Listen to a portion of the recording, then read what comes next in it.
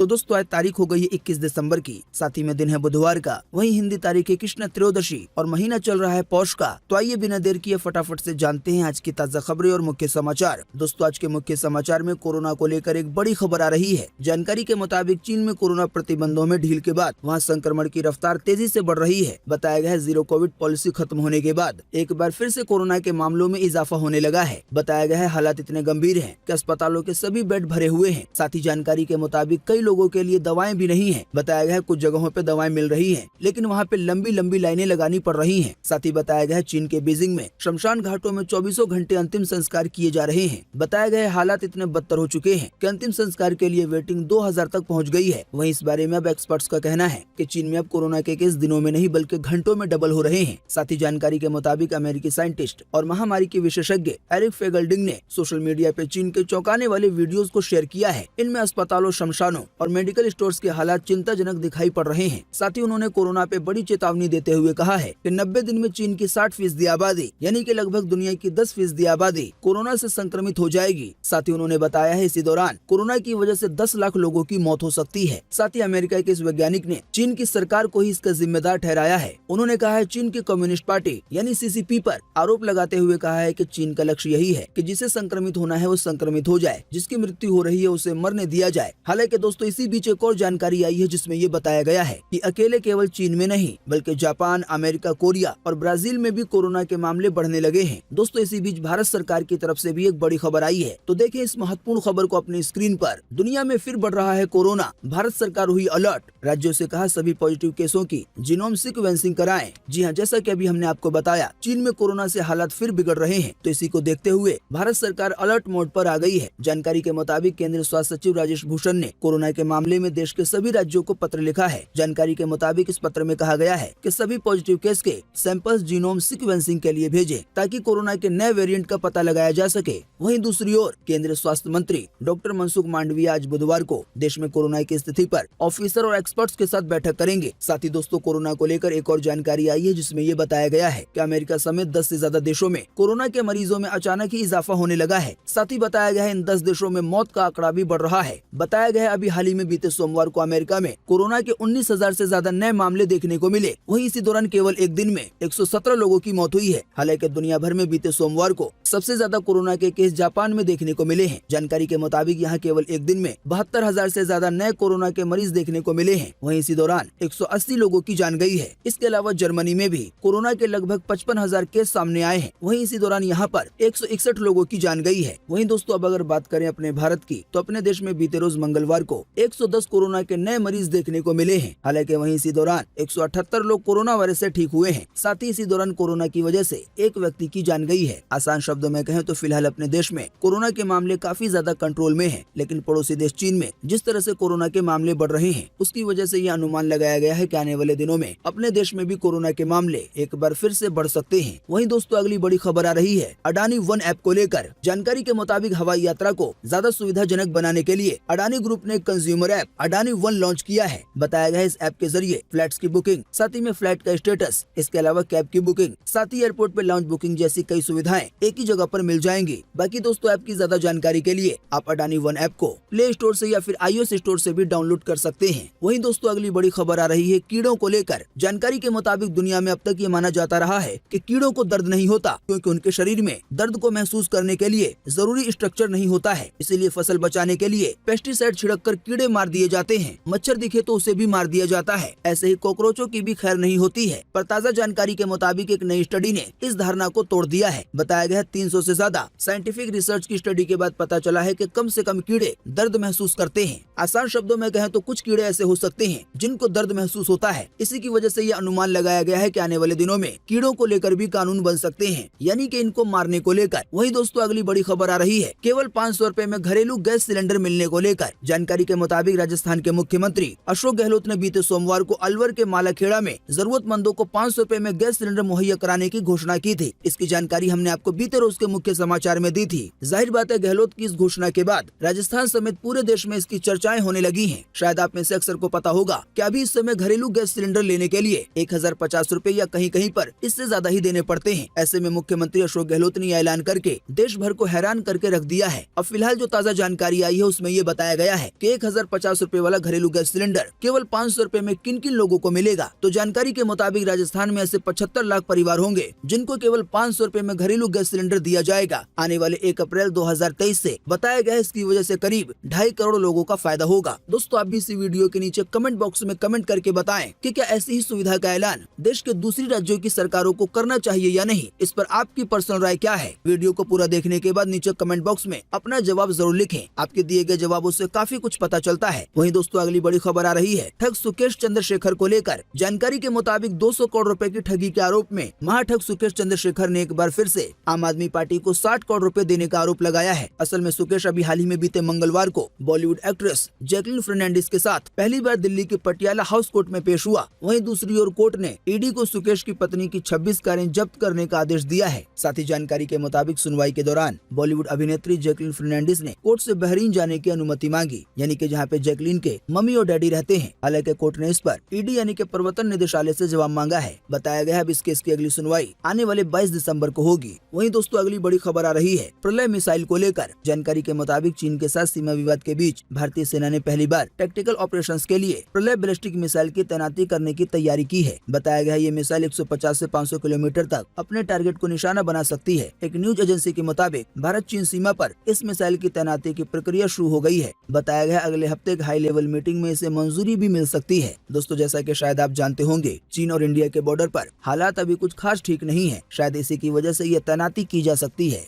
वहीं दोस्तों, अगली बड़ी खबर आ रही है यूपी परिवहन निगम को लेकर। जानकारी के मुताबिक उत्तर प्रदेश में कोहरे के कारण कई दुर्घटनाओं के होने के बाद परिवहन विभाग ने एक बड़ा फैसला लिया है। जानकारी के मुताबिक अभी हाल ही में बीते मंगलवार को प्रबंध निदेशक संजय कुमार ने प्रदेश के सभी क्षेत्रीय प्रबंधक और सहायक प्रबंधक को निर्देश दिया है कि रात में बसें नहीं चलाई जाए। लगातार ठंड बढ़ रही है, साथ ही में घना कोहरा भी हो रहा है। ऐसे में दुर्घटना की संभावना ज्यादा है, तो इसी को देखते हुए रात में बसों के संचालन पे रोक लगाई गई है। वहीं दोस्तों, अगली बड़ी खबर आ रही है पाकिस्तान के बिजली संकट को लेकर। जानकारी के मुताबिक नकदी की संकट से जूझ रहे पाकिस्तान में बिजली बचाने की हताशा भरी योजना के तहत बाजार और रेस्टोरेंटों को रात 8 बजे तक, वहीं शादी घरों को रात 10 बजे तक बंद करने का आदेश दिया गया है। जानकारी के मुताबिक पाकिस्तान नकदी संकट के साथ ही भयंकर बिजली संकट और महंगाई से भी जूझ रहा है। साथ ही बताया गया रूस यूक्रेन युद्ध और जून में आई विनाशकारी बाढ़ ने देश के ऊर्जा संकट को और बढ़ा दिया है। साथ ही बताया गया बाढ़ ने देश में कई संक्रामक बीमारियों को भी बढ़ावा दिया है, जिनमें मलेरिया सबसे बड़ी मुसीबत बना हुआ है। वहीं दोस्तों, अगली बड़ी खबर आ रही है एफडी के ब्याज दरों के बढ़ने को लेकर। जानकारी के मुताबिक एसबीआई के बाद अब पंजाब नेशनल बैंक यानी कि पीएनबी ने भी फिक्स डिपॉजिट यानी कि एफडी पर मिलने वाले ब्याज दरों में बढ़ोतरी की है। जानकारी के मुताबिक इस बदलाव के बाद पीएनबी बैंक में सबसे ज्यादा ब्याज दर 8.5% हो गई है। बाकी आप इन टेबल के जरिए पीएनबी की ब्याज दरों को विस्तार से देख सकते हैं। ये ज्यादा जानकारी के लिए अपने नजदीकी पीएनबी के ब्रांच में जा सकते हैं। दोस्तों, अगली खबर के बारे में बताने से पहले आपको बता दें कि हमारे चैनल सब कुछ सीखो जानो पर अभी एक इनामी ऑफर चल रहा है, जिसके तहत हर गुरुवार को किसी एक यूजर को इनमें से कोई एक गिफ्ट दिया जा रहा है, जिसे आप अभी अपनी स्क्रीन पे देख रहे हैं। दोस्तों, इस इनामी ऑफर में हिस्सा लेना बड़ा ही आसान है। इस मुख्य समाचार के वीडियो को शुरू से अंत तक देखना है। साथ ही दोस्तों, अभी तक अगर आपने हमारे इस चैनल सब कुछ सीखो जानो को सब्सक्राइब नहीं किया है तो सब्सक्राइब करके बेल का आइकन जरूर दबाना है। बेल का आइकन दबाना सबसे मेन है। अगर आपने पहले से सब्सक्राइब कर रखा है और बेल का आइकन नहीं दबाया है तो आप इसे ध्यान से ऑन कर लें।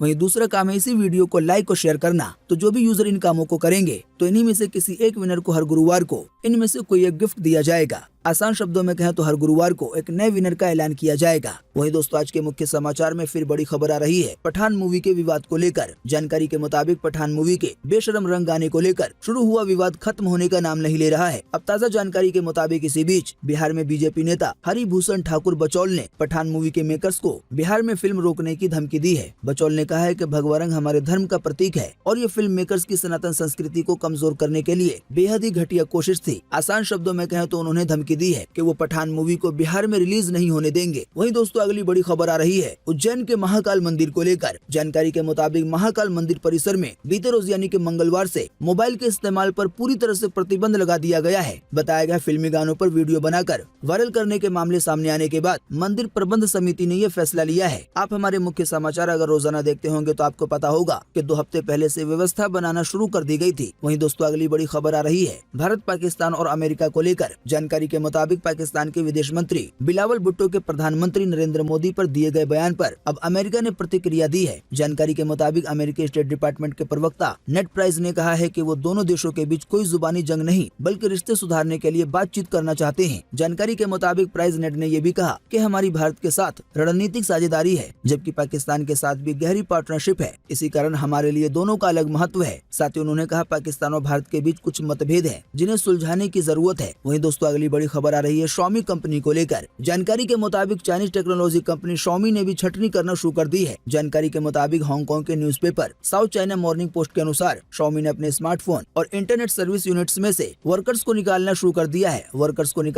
दिया है। जो रिपोर्ट आई है उसमें बताया गया है कि टोटल वर्कफोर्स में से लगभग 15% लोगों को काम पे से हटाया जाएगा। बताया गया है Xiaomi कंपनी में लगभग 35,000 लोग काम करते हैं, तो आप सोच सकते हैं इनका 15% कितना ज्यादा होगा, यानी कि इन सभी लोगों की नौकरी चली जाएगी। वहीं दोस्तों अगली बड़ी खबर आ रही है अफगानिस्तान को लेकर। जानकारी के मुताबिक तालिबान ने जब से अफगानिस्तान पर कब्जा किया है तब से उसने कई ऐसे फैसले किए हैं जो काफी हैरान कर देने वाले हैं। हालांकि तालिबान औरतों लड़कियों की आजादी पे हमेशा रोक लगाता रहा है, लेकिन अब उसके एक और फैसले ने लड़कियों के सपनों को तोड़ने का काम किया है। जानकारी के मुताबिक तालिबान ने अफगान लड़कियों के लिए विश्वविद्यालय शिक्षा पे बैन लगा दिया है। जानकारी के मुताबिक तालिबान ने अफगान लड़कियों के लिए विश्वविद्यालय शिक्षा पे बैन लगा दिया है, यानी कि वहाँ की लड़कियाँ कॉलेज वगैरह पढ़ने के लिए नहीं जा सकेंगी। वहीं दोस्तों अगली बड़ी खबर आ रही है संत रामपाल को लेकर। जानकारी के मुताबिक हरियाणा के रोहतक के करौंथा कांड में 16 साल 6 महीने और 9 दिन के बाद अदालत ने अभी हाल ही में बीते मंगलवार को फैसला सुना दिया है, जिसमें सतलोक आश्रम करौंथा के संचालक रामपाल समेत 24 को चश्मदीद गवाह के अभाव में बरी कर दिया गया है। वहीं आर्म्स एक्ट के तहत 3 लोगों को 2-2 साल की सजा सुनाई गई है। दोस्तों आपको बता दें ये मामला सन 2006 का है।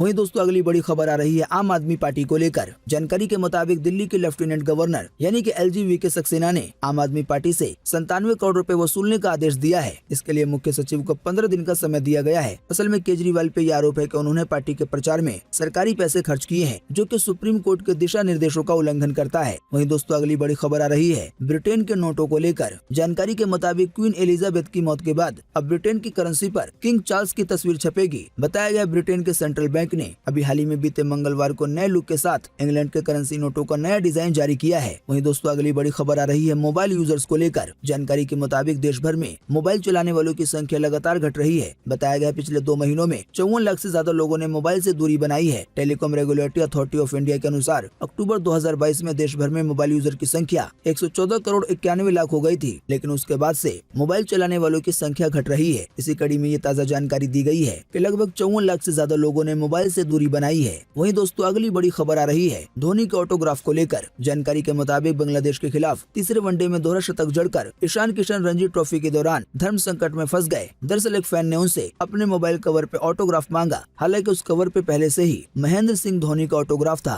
तो इसी कारण ईशान के सिग्नेचर के लिए नीचे जगह नहीं बची थी। इसी की वजह से ईशान किशन थोड़ी देर के लिए परेशान होते नजर आए, यानी कि उन्हें समझ नहीं आ रहा था कि धोनी के ऑटोग्राफ पे मैं ऑटोग्राफ कैसे दे सकता हूँ। वहीं दोस्तों अगली बड़ी खबर आ रही है सऊदी सरकार के एक फैसले को लेकर। जानकारी के मुताबिक सऊदी अरब के सरकार के एजुकेशन डिपार्टमेंट ने लड़की छात्रों से जुड़ा एक अहम कदम उठाया है। जानकारी के मुताबिक Saudi education and training valuation commission ने ये फैसला लिया है कि लड़कियां एग्जाम हॉल में अब अबाया नहीं पहन सकेंगी। वैसे दोस्तों आप नहीं जानते हैं तो आपको बता दें, अबाया एक तरह का फुल बुर्का होता है। आदेश में साफ साफ कहा गया है कि एग्जाम हॉल में उन्हीं छात्रों को एंट्री दी जाएगी जो स्कूल या कॉलेज द्वारा तय की गई यूनिफॉर्म पहनेंगी। वहीं दोस्तों अगली बड़ी खबर आ रही है विदेश मंत्री और गूगल के CEO सुंदर पिचाई को लेकर। जानकारी के मुताबिक गूगल के CEO सुंदर पिचाई ने अभी हाल ही में बीते मंगलवार को विदेश मंत्री डॉक्टर एस जयशंकर से मुलाकात की। जयशंकर ने इस मीटिंग से जुड़ा एक फोटो भी अपने ट्विटर हैंडल पे शेयर किया है। वहीं दोस्तों अगली बड़ी खबर आ रही है एक बड़े पनडुब्बी को लेकर। जानकारी के मुताबिक अभी हाल ही में बीते मंगलवार को अपने देश को एक पनडुब्बी दी गई है। वैसे दोस्तों आप नहीं जानते हैं तो आपको बता दें, एक प्रोजेक्ट 75 के तहत स्कॉर्पियन डिजाइन की कुल 6 स्वदेशी पनडुब्बियां बनाई जाना है। वहीं दोस्तों अगली बड़ी खबर आ रही है टॉम क्रूज को लेकर। जानकारी के मुताबिक 60 साल के हॉलीवुड एक्टर टॉम क्रूज अपनी बेहतरीन फिल्म और शानदार एक्शन के लिए जाने जाते हैं। जानकारी के मुताबिक टॉम क्रूज इन दिनों अपनी फिल्म मिशन इम्पॉसिबल 7 की तैयारी कर रहे हैं। जानकारी के मुताबिक इस फिल्म के लिए उन्होंने अब तक का अपना सबसे खतरनाक स्टंट किया है। बताया गया टॉम क्रूज ने फिल्म मिशन इम्पॉसिबल 7 की शूटिंग के दौरान एक वीडियो सोशल मीडिया पे शेयर किया है। वहीं दोस्तों अगली बड़ी खबर आ रही है मैन वर्सेस वाइल्ड के बेयर ग्रिल्स को लेकर।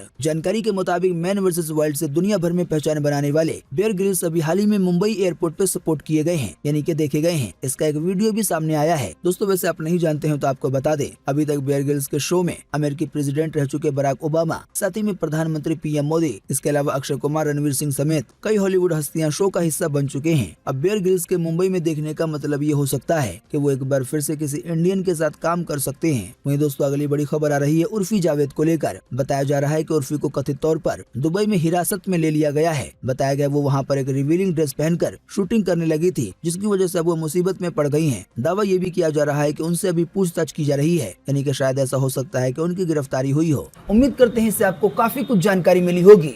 हम बस इसके बदले में आपसे इतना ही चाहते हैं कि आप इस वीडियो को लाइक कर दें और शेयर कर दें, क्योंकि आपका लाइक और शेयर करना ही होता है हमारी मेहनत का फल।